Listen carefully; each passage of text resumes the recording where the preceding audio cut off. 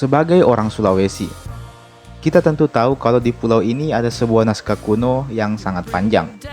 Atau mungkin harus saya pertegas lagi, naskah kuno terpanjang di dunia. Dan naskah itu bernama Ilagaligo. Kajian tentang Ilagaligo ini memang tidak ada habisnya.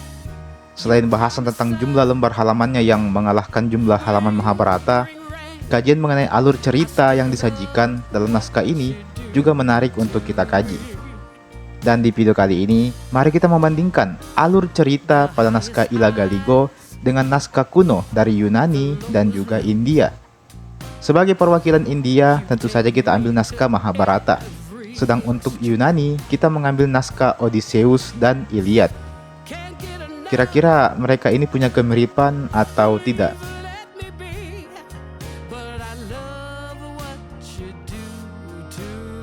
Nah, sebelum lanjut jangan lupa untuk di-subscribe dulu agar channel ini bisa terus berkembang ke depannya. Kalau sudah, langsung saja mari kita bahas.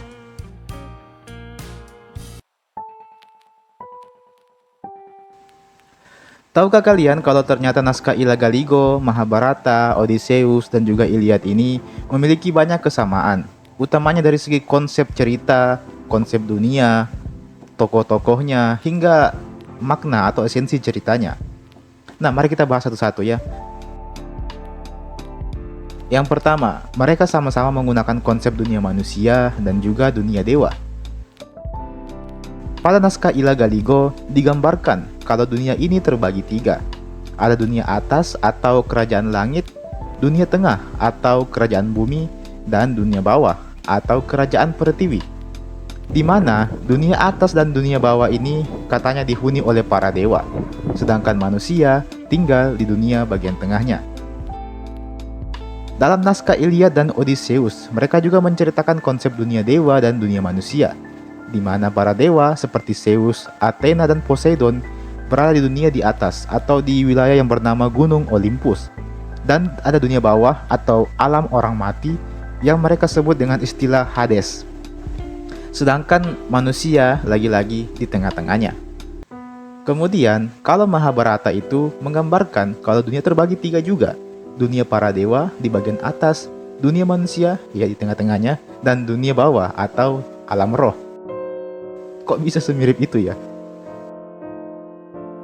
Yang kedua, kemiripan para tokoh-tokohnya. Selain itu, para tokoh yang digambarkan dalam masing-masing naskah juga merupakan manusia setengah dewa, alias manusia yang orang tuanya, entah bapak atau ibunya, adalah keturunan dewa. Dalam Ilagaligo, ada tokoh bernama Sawari Gading yang punya darah dewa, karena kakeknya Batara Guru adalah dewa yang turun ke bumi. Sedangkan dalam Odysseus dan Iliad, ada tokoh bernama Achilles yang digambarkan sebagai putra Dewi Laut. Lalu ada karakter Arjuna dalam Mahabharata yang merupakan putra dari Dewa Indra. Dan ketiganya ini sama-sama manusia setengah dewa dan menjadi penghubung antara dunia atas dan dunia manusia, coy. Bisa mirip lagi ya? Yang ketiga, para dewa yang suka ikut campur urusan manusia. Percaya atau tidak, dewa-dewa dalam naskah kuno ini digambarkan sangat suka ikut campur dengan urusan manusia. Di mana dalam Ilagaligo, para dewa sengaja turun ke bumi untuk membangun peradaban, menjadi pemimpin, dan mendamaikan para manusia. Sedangkan dalam naskah Mahabharata, para dewa juga sering turun tangan demi membantu manusia yang kesulitan.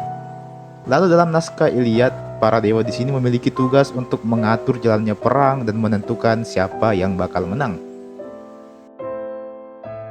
Yang keempat, penggambaran dunia. Dalam keempat naskah itu, semuanya kompak menyebut dunia tengah atau bumi adalah dunia yang penuh dengan kehancuran dan peperangan. Berbeda dengan dunia atas atau dunia bawah yang digambarkan sebagai dunia yang damai, sejahtera, dan adil makmur sentosa. Hidup Oke, lanjut. Mereka beranggapan bahwa dunia tengah ini atau bumi ini dunia yang penuh dengan kehancuran dan peperangan, serta akan selalu menghasilkan penderitaan bagi siapapun yang berada di dunia itu.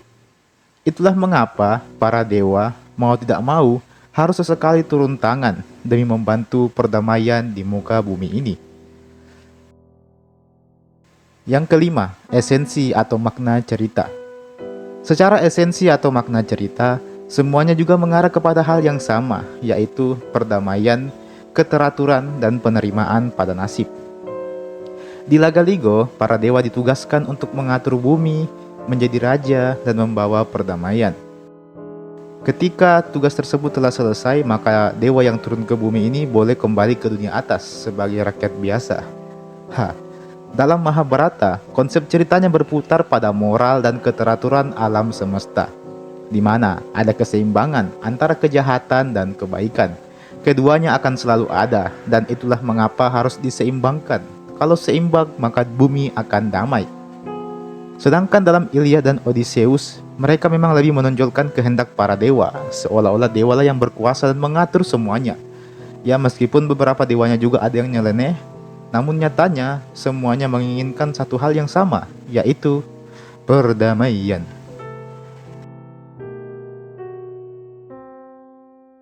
Nah, setelah kita mengetahui tentang kesamaan naskah-naskah ini, sekarang malah timbul pertanyaan, kenapa mereka bisa sama? Apakah mereka saling meniru, saling terinspirasi mungkin, atau bagaimana? Kenapa bisa sangat mirip? Kenapa temanya sama? Mana yang lebih dulu dibuat? Apakah Mahabharata kah, atau naskah Yunani kah, atau Ilagaligo? Siapa yang meniru siapa?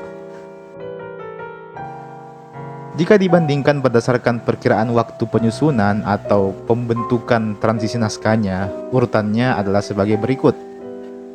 Yang pertama, yang paling tua itu adalah Mahabharata, yang dimana perkiraannya itu menyebar lewat tradisi lisan sekitar 1200 sampai dengan 800 sebelum Masehi, dan mulai dibukukan paling sekitaran tahun 400 sebelum Masehi sampai dengan 400 Masehi. Nah, secara usia Mahabharata lah yang paling tua.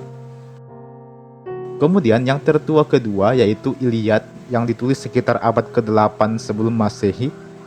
Yang nomor 3 ada naskah Odyssey yang ditulis sekitar abad ke-8 sebelum Masehi juga, cuman beda sedikit. Dan yang paling muda itu adalah naskah Ilagaligo. Ini merupakan naskah yang paling muda. Mulai dibukukan, ditulis di daun lontar itu sekitaran abad ke-18 Masehi. Jadi seperti itu. Kalau dari usia berarti yang paling tua Mahabharata, Iliad, Odyssey, dan Lagaligo. Nah, lantas kalau usianya berbeda, kenapa bisa mirip? Apakah itu artinya yang paling muda meniru yang paling tua? Jawabannya, mungkin iya, mungkin juga tidak. Kenapa tidak? Karena di masa itu, manusia cenderung menjalani pola kehidupan yang sama. Belum ada akses informasi yang luas seperti sekarang, belum ada gadget, apalagi AI, belum ada buku saja masih jarang. Alhasil, manusia menjalani kehidupan yang ya itu-itu aja, berdagang, bertani, berburu, hingga berperang. Di tengah kemonotonan hidup ini, manusia pun mulai meluangkan waktu untuk berpikir dan bertanya-tanya, sebenarnya kita ini apa? Siapa kita ini? Siapa yang menciptakan kita? Untuk apa kita hidup? Pertanyaan-pertanyaan filosofi ini membuat mereka mengarahkan pada satu nama, yaitu dewa atau Tuhan. Alhasil, mulailah lahir interpretasi atau pandangan-pandangan abstrak mereka tentang bagaimana sebenarnya Tuhan itu, dunia dewa itu seperti apa, terbuat dari apa. Tentu saja mereka menggunakan konsep yang dibuat mirip dengan konsep dunia manusia, sehingga mulailah mereka menggambarkan suasana dunia atas yang surgawi dan dunia-dunia yang penuh dengan keindahan itu. Pola pemikiran seperti ini, inspirasi seperti ini berlangsung di berbagai belahan dunia, baik di India dan juga di Indonesia. Dan bisa juga iya, keduanya saling terinspirasi. Kenapa? Karena di saat manusia mulai berfilsafat, mulai berfilosofi, mencari tahu asal-usulnya, ada juga sekelompok manusia yang berdagang dan menjadi musafir. Di zaman itu, meskipun belum banyak, beberapa orang memang telah pergi berlayar keliling dunia untuk berdagang atau sekedar mencari tempat tinggal baru. Dari situ, terjadilah percakapan, pertukaran informasi, pertukaran budaya. Maka lahirlah beberapa kisah yang cenderung berulang-ulang. Intinya, mereka saling menceritakan kisah budaya mereka yang mungkin secara tidak sadar malah menjadi inspirasi bagi para penyair di daerah setempat untuk membuat kisahnya sendiri, yang juga menggunakan tema yang sama. Kalau dianalogikan, maka ini mirip dengan beberapa lagu yang kalau dinyanyikan, itu bisa nyambung ke lagu lain, nadanya bisa nyambung ke lagu lain. Jadi sebagai kesimpulan, naskah-naskah ini memanglah mirip. Kenapa bisa? Karena ketiganya, keempatnya lahir dari pertanyaan umat manusia di seluruh dunia. Kita ini apa? Siapa yang menciptakan kita?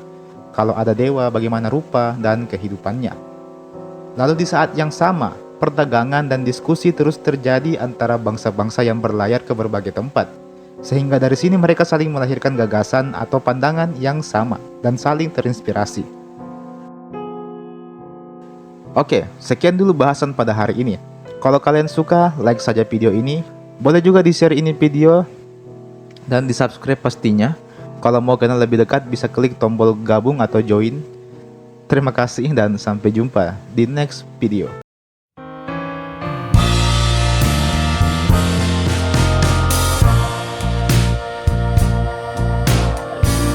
You bring me down for all to see.